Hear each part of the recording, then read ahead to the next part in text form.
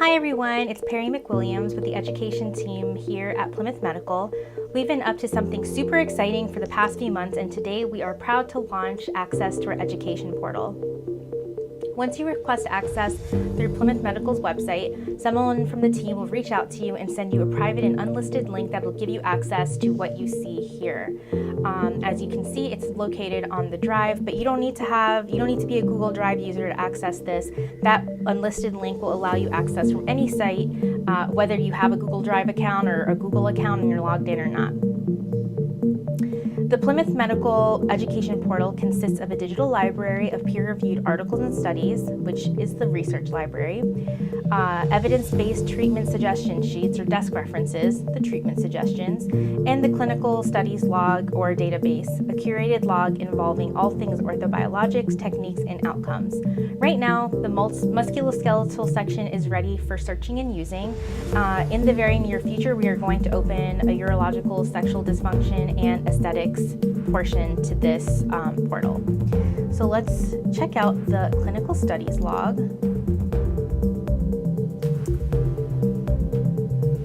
There we go. So this is what you're going to gain access to. As you see across the bottom thing, the studies are separated by body part. Let's click on knee, for example. It's sorted by level of, right now the default is sorted by level of evidence, and you can actually link through to the studies. You'll notice these different colors, and that is to give you at a glance, here's a good page, at a glance treatment outcomes. So we're using traffic light, so green means traffic light colors, so green means that the regenerative treatment or interventional biologic ended up performing better than what it was being compared to. Red means that it did not compare as well, and yellow means that it performed about the same. You can sort this any way you'd like. As I said before, the level of evidence is the default sorting method, but let's say that you want to sort by what's the newest out there. You want to see just what's out there. So you can certainly do that, and it'll create a temporary filter that's visible only to you, and this will not be saved. One cool thing about this is that, let's say that there's a study that you want to take a deeper dive into. For example, this log is a summary of the summary, so it's really just, the cliff notes of what these studies are about. But should you want to get a deeper understanding of what was happening, you can click through and it'll open the PDF of the study. For example, this paper by Sanchez describes a very in-depth technique about doing intraosseous injections, and so you have access to this and you can review the document from the study directly. Moving along, based on this clinical studies log, we've gone one step further and created desk references or summary of the summary that are treatment suggestions. So clicking through,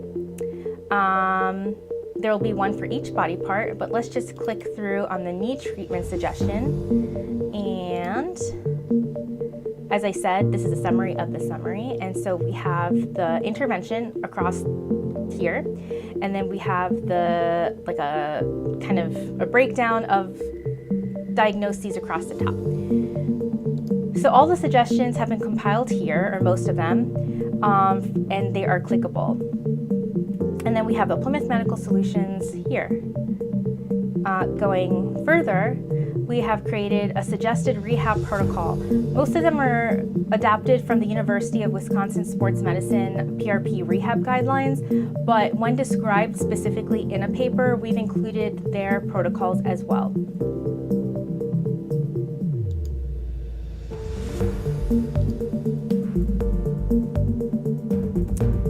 Going on to the research library, I'm going to go ahead and click on MSK, because that's what's ready.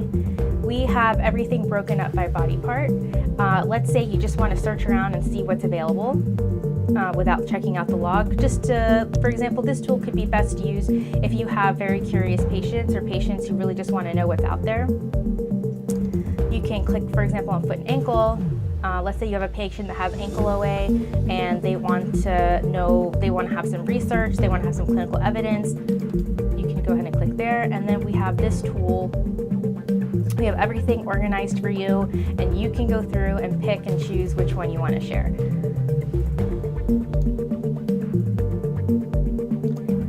We are very excited to have this launch.